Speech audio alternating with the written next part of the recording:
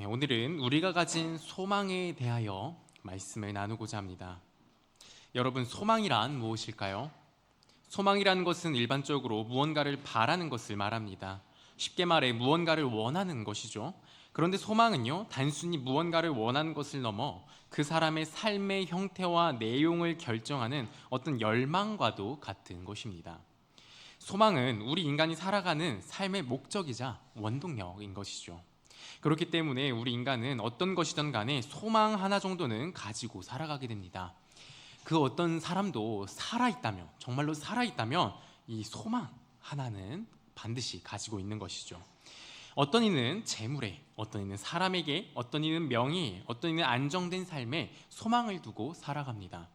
재물에 자신의 소망을 둔 사람이 있다면 그 사람은 자신의 모든 말과 행동이 어떻게 되겠습니까? 그 기준이 재물에 있기 때문에 말 하나 하는 것도 행동 하나 하는 것도 모두 재물이라는 기준에 의해 결정될 것입니다. 이처럼 어떤 것에 소망을 둔 사람은 전부는 아니겠지만 대부분의 중요한 행동이나 결정이 그 소망을 둔 것에 의하여 이루어지게 됩니다. 여러분은 어떤 소망을 가지고 계십니까? 오늘 본문 3절에는 세상 권세에 소망을 두고 살아가는 사람들에 대한 이야기가 나옵니다. 평안하다, 안전하다 라는 이 문구는 당시 로마 제국이 선전하던 정치 문구입니다. 로마 제국의 통치 아래 세상은 평안하고 안전하다는 선언이며 실제로 로마라는 이 거대한 제국의 통치 아래 그 세상은 평안하고 안전하였습니다. 큰 전쟁으로 인한 혼란도 없었고요. 유례가 없을 정도로 사람들은 지중해의 모든 나라들을 자유로이 여행할 수 있을 정도로 안전하였습니다. 사도 바울과 전도자들이 아시아와 유럽의 복음을 빠르게 전파할 수 있었던 것도 바로 이 덕분이었는데요. 그런데 바울은요, 평안하다, 안전하다라고 말하는 그 사람들에게 오히려 멸망이 갑자기 이르게 될 것이라고 선언합니다. 그리고 사도 바울이 이러한 말을 하는 것은 사실 주님의 날에 대해 이야기하는 가운데 주어진 것인데요. 바울은 1절을 통해 주님의 날이 언제 오는가에 대해서는 단호하게 알 수 없는 것이며 알 필요조차 없는 것이라고 단언합니다. 그리고 3절과 4절을 통해 누군가에게는 주님의 날이 도둑같이 임하고 또 누군가에게는 도둑같이 임하지 않을 것이라고 말하고 있습니다. 그렇다면 누구에게 주의 날이 도둑같이 임하여 멸망하게 되고 누구에게 주의 날이 도둑같이 임하지 않아 멸망도 없는 것일까요? 이에 대한 대답은 또한 4절과 5절에 나와 있습니다. 함께 읽어볼까요? 4절 5절입니다. 형제들아 너희는 어둠에 있지 아니하매 그 날이 도둑같이 너희에게 임하지 못하리니 너희는 다 빛의 아들이요 낮의 아들이라 우리가 밤이나 어둠에 속하지 아니하나니. 밤과 낮에 속한 빛의 자녀들과 낮의 자녀들에게는 주의 날은 결코 도둑같이 임하지 않는다고 합니다. 왜냐하면 그들에게 주의 날은 하나님께서 그들을 새롭게 하시는 영광의 날이고 그들은 이 영광의 날이 올 것을 바라고 기다리고 있었기 때문입니다. 그 어느 때에 주의 날이 임하여도요, 그들에게 그것은 결코 갑작스러운 것이 아닙니다. 왜 그렇습니까? 그들은 바라고 소망하고 있었거든요. 언제든 오기를 기다리고 있었거든요.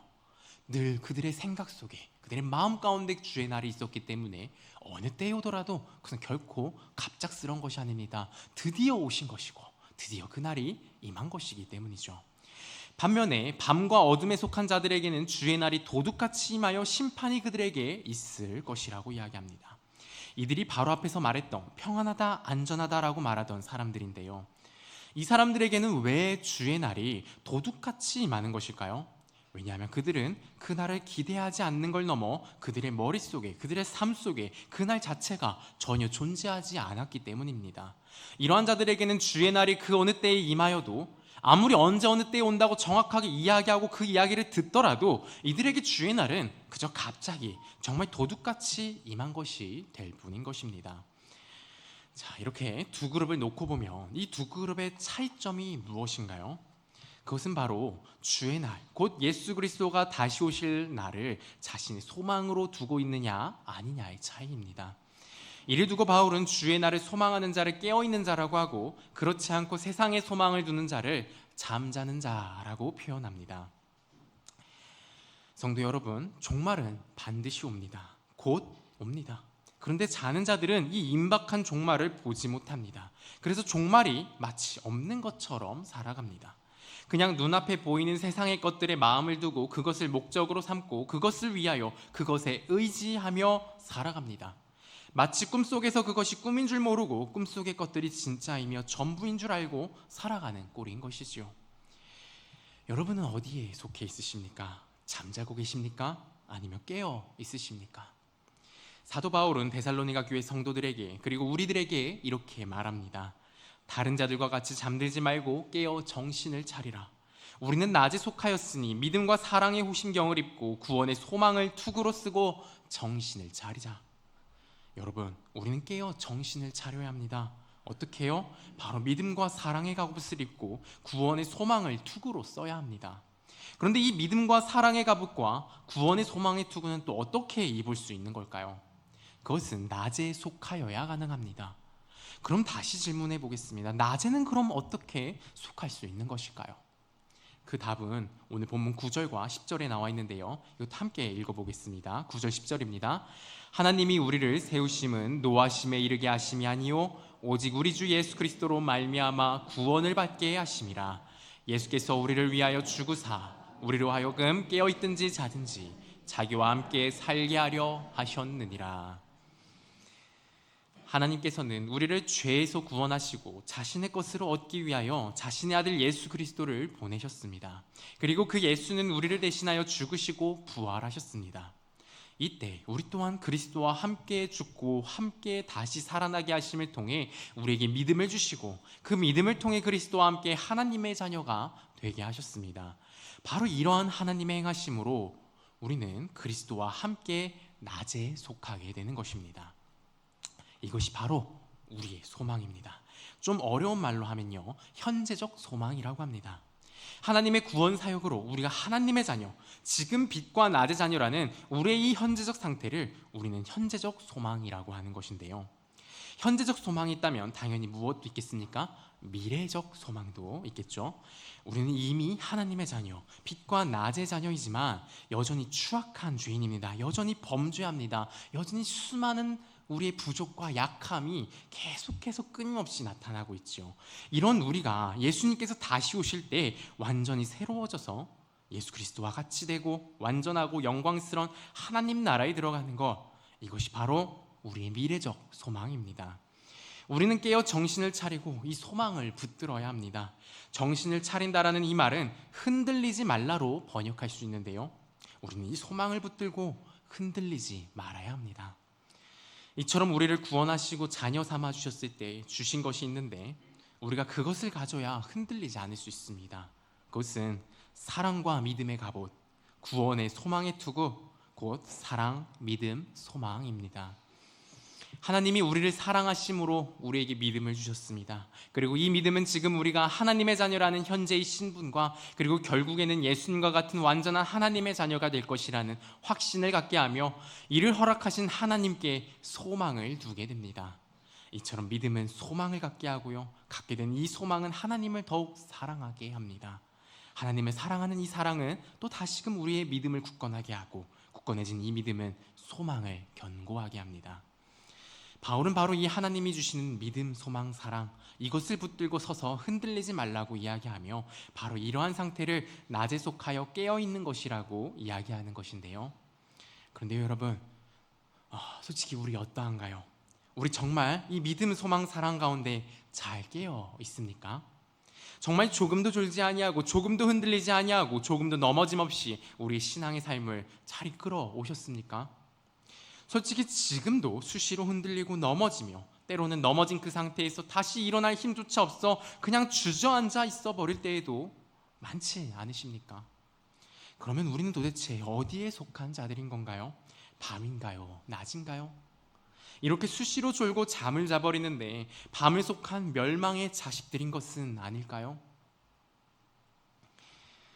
우리 다른 성경 하나를 보면 좋겠는데요, 로마서 8장 29에서 30절입니다 준비해뒀는데요, 함께 보시고 함께 읽어보면 좋겠습니다. 하나님이 미리 아신 자들을 또한 그 아들의 형상을 본받게 하기 위하여 미리 정하셨으니 이는 그로 많은 형제 중에서 맏아들이 되게 하려 하심이니라. 또 미리 정하신 그들을 또한 부르시고 부르신 그들을 또한 의롭다 하시고 의롭다 하신 그들을 또한 영화롭게 하셨느니라. 성도 여러분, 하나님께서는 사람들을 불러놓고요, 시험해 보시고 아니면 거르고 그 중에 괜찮은 사람들 골라서 챙겨가시려고 부르신 것이 아닙니다. 자기가 부른 그 사람들을 자신의 아들의 형상을 본받게 하기 위해서 부르신 것입니다. 이 말은 하나님께서 부르신 자는 반드시 그 아들의 형상과 같이 만드신다는 말입니다. 그래서 30절에 미리 정하신 그들을 또한 부르시고 부르신 그들을 또한 의롭다 하시고 의롭다 하신 그들을 또한 영화롭게 하셨느니라 라고 말하는 것입니다. 아들의 형상과 같이 되는 것, 이것이 완전히 영광스러워질 우리의 상태, 곧 영화입니다. 그리고 부르시고 의롭다 하시고 영화롭게 하셨다가 모두 어떤 시제로 되어 있는지 아십니까? 과거 시제로 되어 있습니다. 과거로 되어 있는 거죠. 하나님께서는 우리를 이미 부르셨고요, 이미 의롭다 하셨습니다. 그런데요, 영화는요, 사실 예수님께서 다시 오실 그날, 그 주의 날에나 이루어지는 것입니다. 그런데요, 이것조차요, 바울은 과거형으로 표현하고 있는데요, 왜 그런 것인지 감이 오십니까? 영화롭게 하신다는 이 일조차 반드시 일어날 것이기 때문에, 너무나도 그만큼 확실한 것이기 때문에 아예 과거형으로 이야기를 해버리는 것입니다. 성도 여러분, 그렇게 우리에게 고난과 고통은 믿음을 받지 못한 자들, 하나님께 소망을 두지 못한 자들과 같이 우리의 죄에 대한 형벌과 심판이 아닙니다. 그리스도가 함께하지 않는 자들에게는 이 세상에서 그 어떤 일도 그들에게 심판이요 저주입니다. 그들이 재물을 많이 쌓던, 아무리 위대한 일을 해내던, 자식들이 아무리 좋은 학교와 평안하고 편리한 삶을 얻을지라도 그것은 결국 마지막 날 하나님의 은혜와 그곳으로부터의 완벽한 부재, 완벽한 하나님의 진노 가운데로 힘차게 몰아가게 하는 것일 뿐입니다. 그러나 그리스도로 말미암아 하나님을 향한 믿음과 사랑과 소망을 소유한 자들에게는 그 어떤 고난과 고통도, 아무리 현재의 삶이 팍팍하여지고 아무리 많은 아픔이 찾아올지라도 결국 그 모든 것이 아버지 하나님의 더 큰 은혜 가운데로, 아버지의 얼굴을 조금이라도 더 분명하게 바라보는 자리로, 그리하여 아버지를 더욱 사랑하고 소망하는 자리로 이끌며 마지막 날 완전한 영광, 완전히 아버지 하나님과 영원토록 함께하는 진정한 기쁨의 삶에 도달케 하는 발판이 됩니다. 하나님의 부르심을 받아 하나님께서 값없이 베풀어 주신 그 믿음을 받으셨습니까? 그렇다면 여러분은 이미 부르심을 받았고 이미 의롭게 되셨습니다. 그리고 마지막 날 주께서 반드시 영화라고 하는 최종 목적지에 이르게 하실 것입니다. 그것이 바로 하나님의 뜻이기 때문입니다. 우리 로마서 8장 31에서 39절도 좀 많긴 하지만 우리 함께 읽어보면 좋겠는데요, 8장 31에서 39절입니다. 함께 읽어보겠습니다. 그런즉 이 일에 대하여 우리가 무슨 말하리요? 만일 하나님이 우리를 위하시면 누가 우리를 대적하리요? 자기 아들을 아끼지 아니하시고 우리 모든 사람을 위하여 내주시니가 어찌 그 아들과 함께 모든 것을 우리에게 주시지 아니하겠느냐? 누가 능히 하나님께서 택하신 자들을 고발하리요? 의롭다 하신 이는 하나님이시니 누가 정죄하리요? 죽으실 뿐 아니라 다시 살아나신 이는 그리스도 예수시니 그는 하나님 우편에 계신 자요 우리를 위하여 간구하시는 자시니라. 누가 우리를 그리스도의 사랑에서 끊으리요? 환난이나 곤고나 박해나 기근이나 적신이나 위험이나 칼이랴. 기록된 바 우리가 종일 주를 위하여 죽음을 당하게 되며 도살당할 양같이 여김을 받았나이다 함과 같으니라. 그러나 이 모든 일에 우리를 사랑하시는 이로 말미암아 우리가 넉넉히 이기느니라.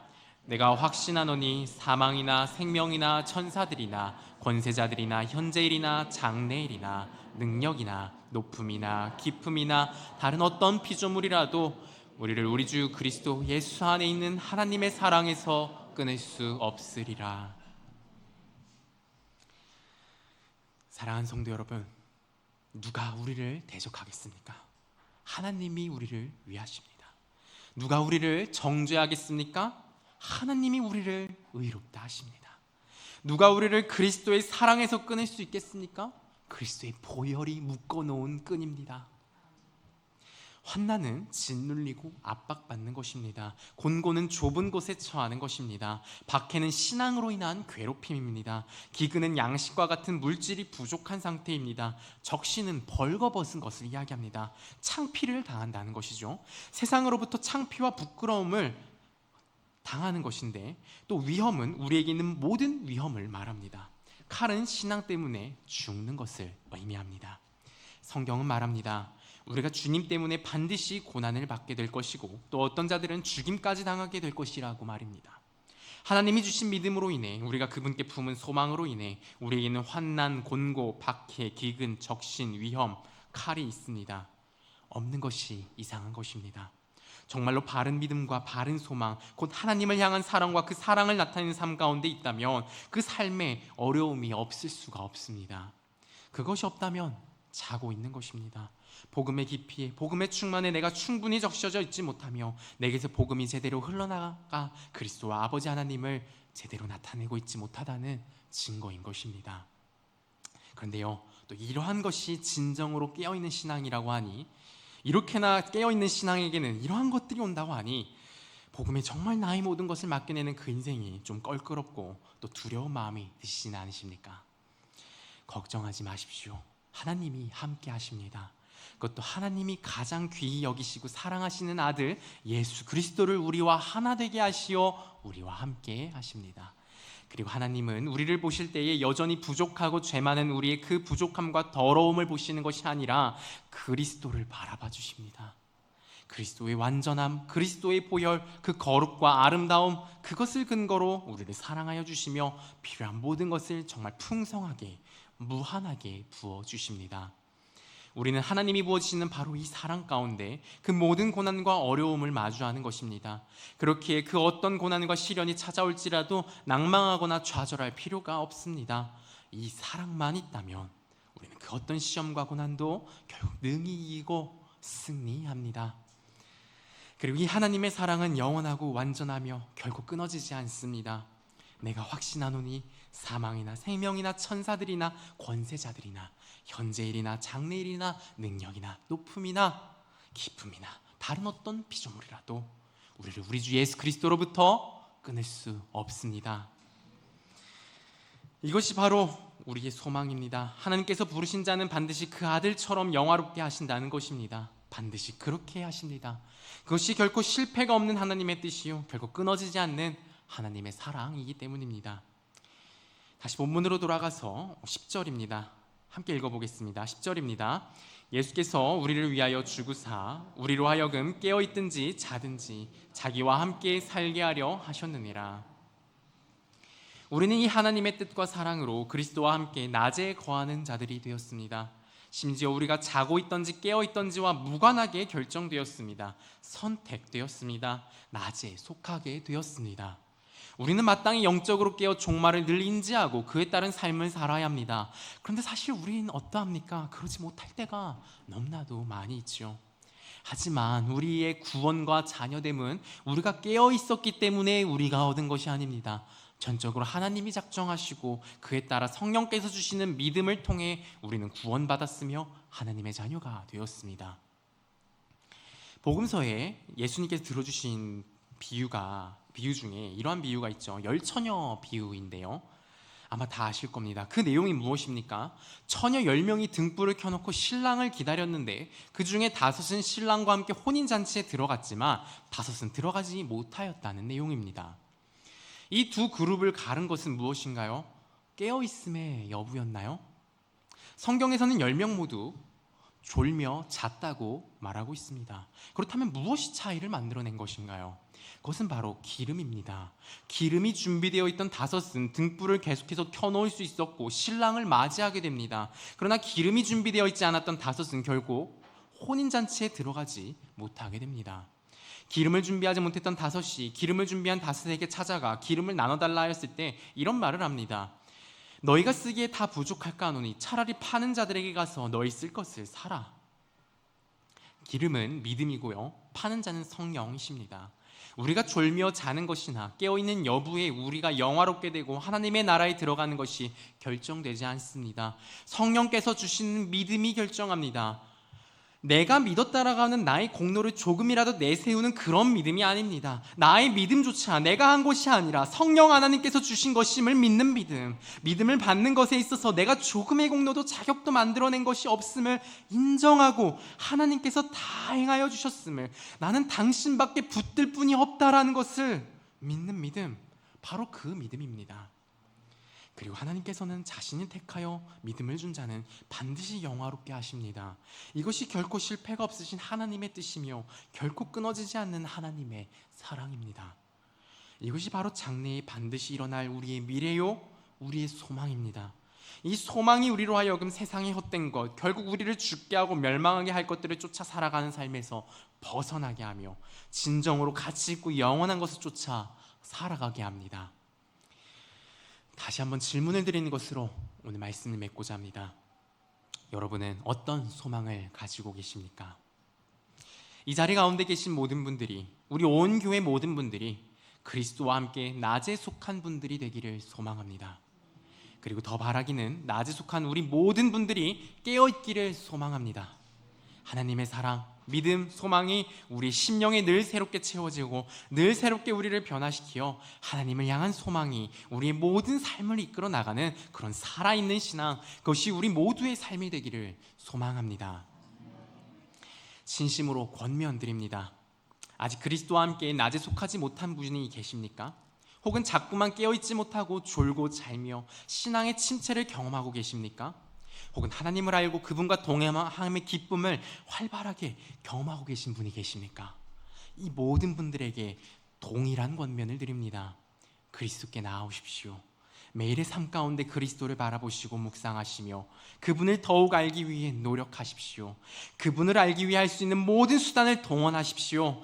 읽어도 좋고 들어도 좋고 다른 사람에게 들려달라고 하셔도 좋습니다. 어떤 방식을 통해서든 여러분이 상한 심령으로 내게는 소망이 없으나 오직 당신께 소망이 있음을 고백하며 그리스도께 나아가실 때 우리 주님께서는 결코 여러분을 거절하지 않으실 것입니다. 반드시 우리를 그 크신 품 안에 품어주시며 우리에게 참된 소망을 주시며 그 참된 소망을 따라 살아가는 진정으로 생명과 영광과 기쁨이 넘치는 삶을 살아가게 될 것입니다.